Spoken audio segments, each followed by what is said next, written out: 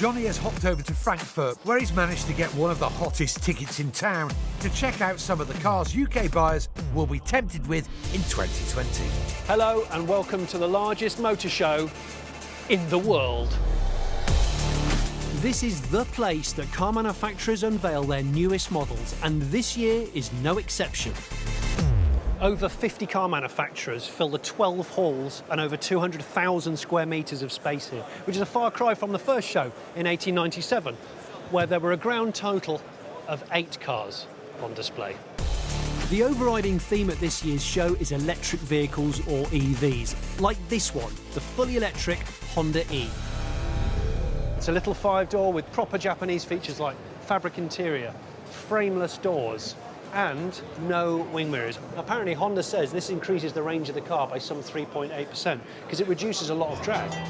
The E will only manage 125 miles between recharges, but Honda sees this as a city car, so that's probably enough.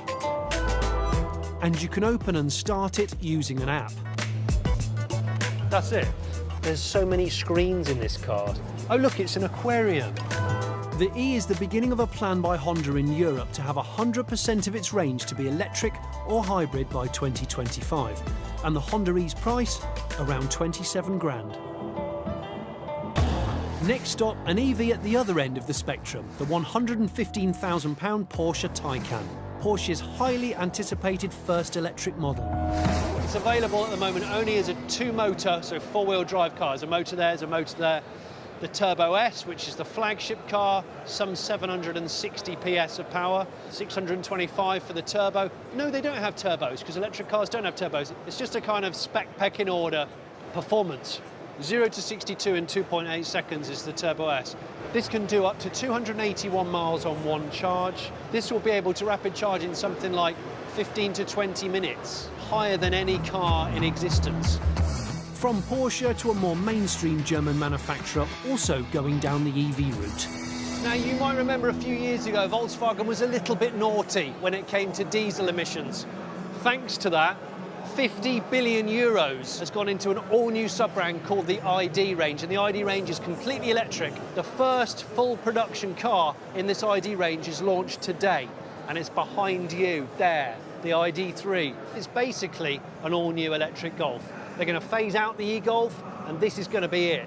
Rear-wheel drive, rear-motored, a range of different power outputs. You'll be able to order this as a 45, a 58 or a 77 kilowatt-hour battery pack. From 200 to 340 miles of range, you'll be able to fast charge it in 40 minutes, 80% charge. But it's all quite familiar. It's not that radical. It's very tasteful. Volkswagen have got 30,000 pre-orders of these. They reckon they can press the button and make 50,000 straight away. Prices for the ID3 start at £25,000 and it goes on sale in summer 2020. Now for a car that'll cost 120 times more than that, and guess what? It's an EV2, sort of. This is the Lamborghini Shan. Translated means flash of lightning or just a woman's name. The most important thing you want to know is that is Lamborghini's first ever production hybrid. Now, it has the 6.5 litre V12 out of the Aventador, but it's linked to a 48-volt electric motor, and that is powered not by batteries, but by supercapacitors. Lamborghini says that they're a third of the weight of a conventional battery pack, but they can give out that instant power that you want, the hit.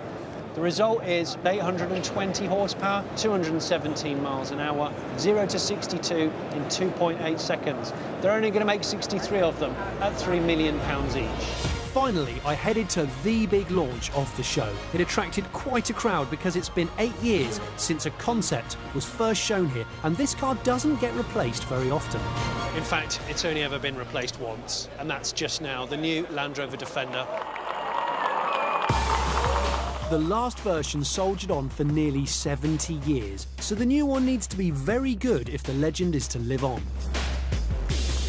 Although it isn't retro, they've done a really fine job at judging the kind of Defender-ness, that silhouette, wide arches, very square cab, with it being quite sort of friendly and approachable.